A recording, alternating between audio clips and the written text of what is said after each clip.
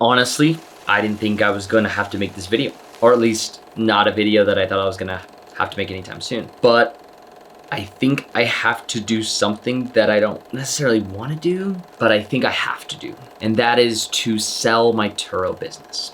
I love Turo, and it's made me some great income during a period of my time at least in my entrepreneurial journey and personal life even, where things were tough. And in the last 4 years that I've done it, it has generated about, like $71,000 in revenue, something like that. And then in the next 2 to 3 years, as long as I keep expanding the business, I figured out that it is likely to do that on a yearly basis. And although most of that revenue would likely go back into the business, I'd likely only be netting around 20 to 30,000 a year out of that 70K. And that's still a great income, especially since it would only require 15 to 20 hours a week of actual labor. But here are some of the drawbacks of the business that I don't think most people talk about, especially online, that I want to discuss, and some personal reasons as to why I'm leaving this business behind. I'll also throw in some ideas on how I plan to exit this business, or some of my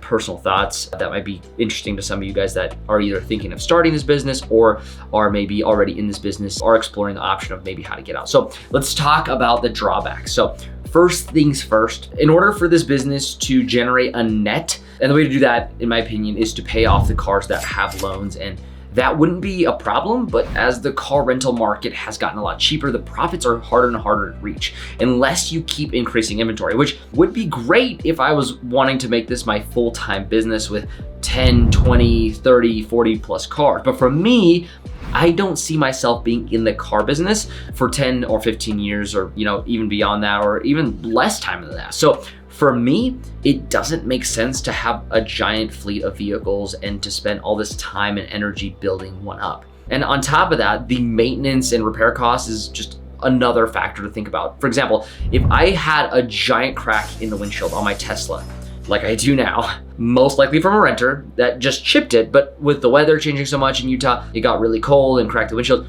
With all that in mind, because of the way it happened, it means Turo isn't going to cover it. And that's $1,300 out of pocket, which means if I had enough of those expenses, it would become a pretty costly business to run. The other thing I have to consider is where the am I going to park 10 cars?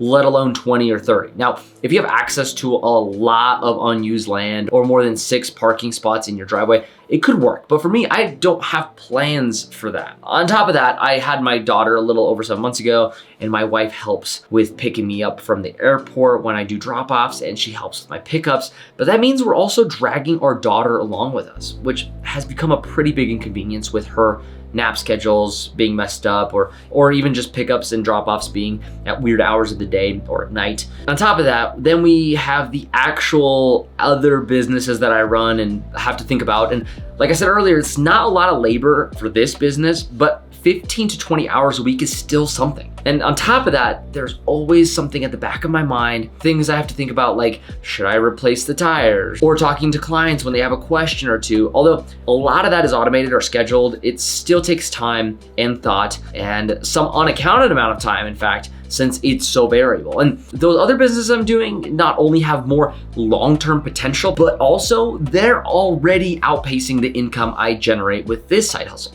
And with all that in mind, it made me ask a very important question of, is this business serving me in my current situation? And to answer that, you have to remember why I started this business in the first place. I bought my dream car, the Tesla Model Y, right before COVID, when I was helping run a company with a business partner of mine.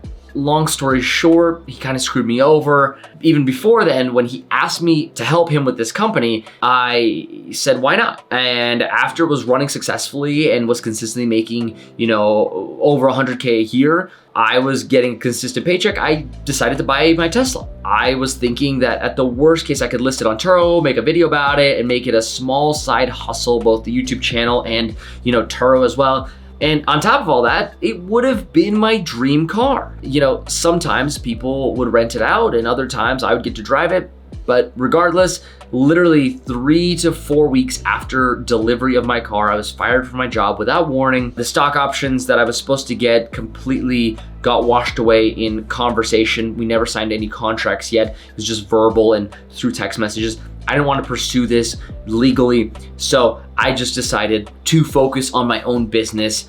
And at the time I had, maybe a couple small income streams to lean on. So I decided to just list my car on Turo full time. It made for some good cash. In fact, after 1 year of doing that and pursuing my YouTube business, it quickly outpaced my other side hustles and made my car payments, which for me was like, maybe there's a real business here. After a couple years of doing it, I doubled down and ordered a Model 3. That car, although at first very profitable and then later on not as profitable, made a decent chunk of change also. How could I not take the opportunity of a 2.49 interest rate? Since then, profits came down a bit and people traveled less and less. This Turo thing became pretty mainstream and people started lowering rental prices to keep up with competitors. I also talked with another renter in LA that suggested that I get a more affordable car like a Prius because they're always booked out and are low maintenance, and they were right. So I bought the car and it's been my best performer in terms of days rented and almost beating my other cars in terms of profit and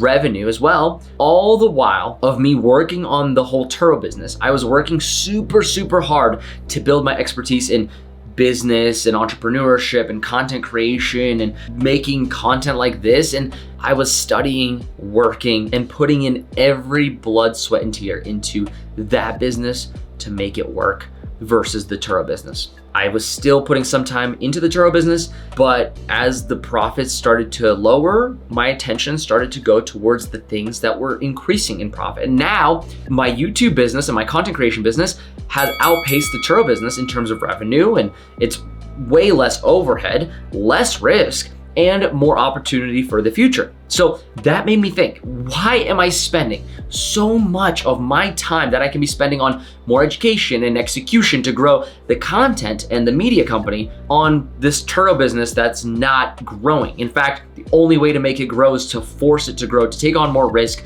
and to take on more debt. I know what you might be thinking. Aren't you going to lose money selling the cars? Or maybe you're wondering if I should just keep the cars and make the payments with my other income. But for me, I'm going to explore the possibility of selling my business with the future plans that I have and automations that I've built out to go along with it. Maybe there's someone out there that will want to pay basically what I owe for the cars for the business that I have, and they will only either have to take out one loan or just use the cash that they have to buy up multiple revenue driving vehicles. Or maybe it's for another venture that they have. I don't know. But for me, I'm hoping it will at least cover the loans on the cars and maybe, if I'm lucky, a few tens of thousands of dollars on top of that. Obviously, I'll have to pay taxes on that, but not a huge deal. If you'd like to see my process of selling this business, since it'll be my first time doing so, feel free to subscribe and like this video to follow along.